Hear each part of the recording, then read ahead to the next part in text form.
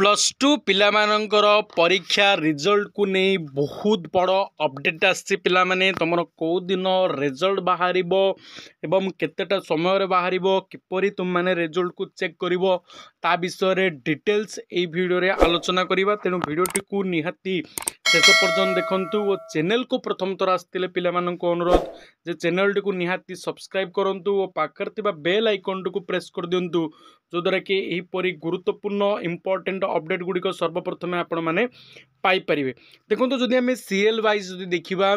+2 परीक्षा तुम आरंभ होता फेब्रुआरी 18 तारिख रु एवं प्राय सबू सब्जेक्टर परीक्षा सरी जाता तुम मार्च 26 तारिख गोटे दुटा जोटा कि 28 29 तारिख सरता किंतु संपूर्ण भाव में अन्य सब्जेक्ट गुड़िकर परीक्षा तुम मार्च 26 तारिख दिन सरी जाता। एवं तुम जदि खाता देखा कथा कहि खाता देखा एप्रिल 2 तारिख रु होता दुईटी पर्यायर खाता देखा किसी विषय गुड़िक एप्रिल 2 रु एप्रिल 12 पर्यंत देखा आउ किसी विषय गुड़िकर खाता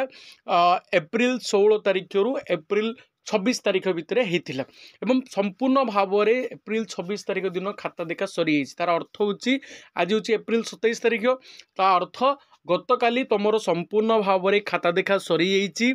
एवं तुम फल प्रकाश पाइबा को वर्तमान बाकी अच्छे केबे तुम फल प्रकाश पाइब जदि आम पूर्व वर्ष गुड़िक तुलना करवा ताले पूर्व वर्ष जब तुम खाता देखा सरुला तार 2 सप्ताह पर कारण जो तुम खाता देखा सरला तुम मार्कसीट प्रस्तुत हम तुम सर्टिफिकेट प्रस्तुत हम ये सब बोर्ड को कौन कर समय लगे कारण पाखापाखि 5-6 लाख पिला तुम कौन हमें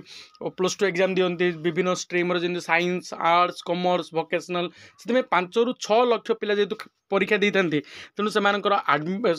मार्कसीट से सर्टिफिकेट प्रस्तुत करने बोर्ड को किसी समय लगी था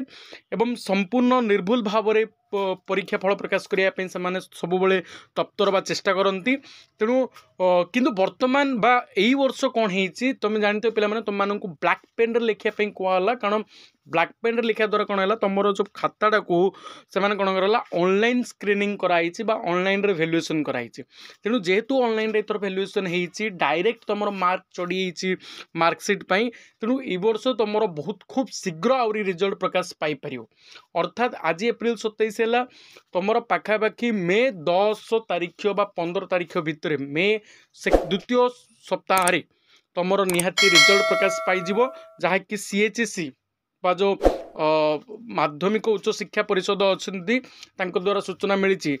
तुम मे 10 ରୁ मे 15 तारिख भितर तुम